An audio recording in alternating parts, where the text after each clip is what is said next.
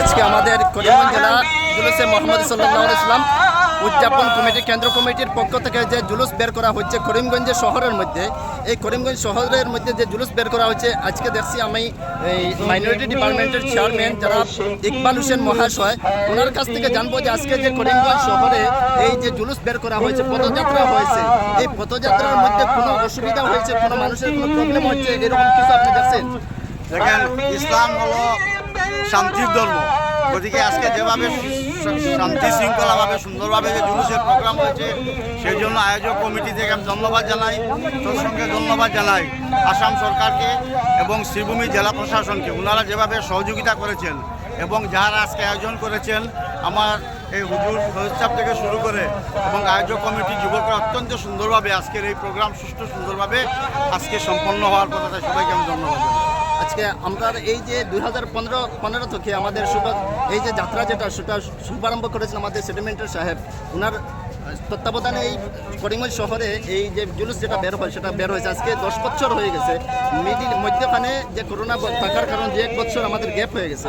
তো এই যে প্রোগ্রাম যেটা হয়, এটা দিয়ে মানুষকে কি শান্তির বার্তা দেওয়া হচ্ছে নাকি কোনো উগ্রতা দেওয়া হচ্ছে? ইসলাম শব্দের অর্থই হলো শান্তি। গতিকে ইসলাম ধর্মের মাধ্যমে এখানে আমাদের কুরআন হাদিসের মধ্যে লেখা আছে, তো সেই হিসাবে এর মধ্যে একটা শান্তি সম্প্রীতির বার্তা জনগণের মধ্যে পৌঁছানো এটার লক্ষ্য। আর বিশেষ করে সেটেলমেন্টের সৈয়দ সাহেব উনি যেভাবে এটার জন্য উদ্যোগ নিয়েছেন, আজকে 2015 সাল থেকে আজকের দিন পর্যন্ত, হয়তো মধ্যখানে 2-1 বার হয়নি, কিন্তু এবারে যে উদ্যোগ নিয়েছেন এবং যখনই প্রথম সভা হয়েছিল আমাকে ডেকেছিলেন, আমিও গিয়েছি।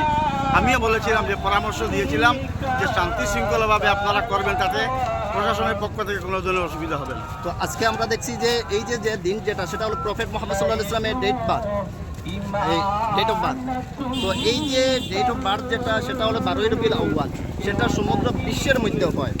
তো বিশ্বের সাথে তাল মিলিয়ে আমরা করিমগঞ্জের মধ্যে এই মিছিলটা প্রত্যেক বছর ইয়ারলি এই প্রোগ্রামটা আমরা এই করিমগঞ্জ জেলা জুলুসে মোহাম্মদ সাল্লাল্লাহু আলাইহি সাল্লামের এই কমিটির পক্ষ থেকে আপনার কাছে আমরা একটা এই সহযোগিতা চাচ্ছি যে প্রত্যেক বছর যাতে এই বছর আমরা পারমিশন পেয়েছি, এইভাবে আপনি আসাম সরকারকে, যেহেতু আপনি এই আসাম সরকারের সাথে জড়িত আছেন, এই আসাম সরকারের কাছে আপনি বিনীত অনুরোধ রাখবেন যে আমাদেরকে প্রত্যেক বছর যাতে করিমগঞ্জ জেলার মধ্যে জুলুসে মোহাম্মদ সাল্লাম উদযাপন করতে পারি, সে বিষয়ে আপনি কতটুকু সহযোগিতা করবেন? ইনশাল্লাহ আমি যতদিন বেঁচে থাকবো, যখনই যে সাহায্য সহযোগিতার জন্য যে কোনো লোক আমার কাছে যায়, আমি সাহায্য সহযোগিতা করি। আর বিশেষ করে এইটা একটা ধর্মীয় অনুষ্ঠান, আমি নিশ্চয়ই সাহায্য সহযোগিতার হাত সব দিনই বাড়িয়ে দেবো।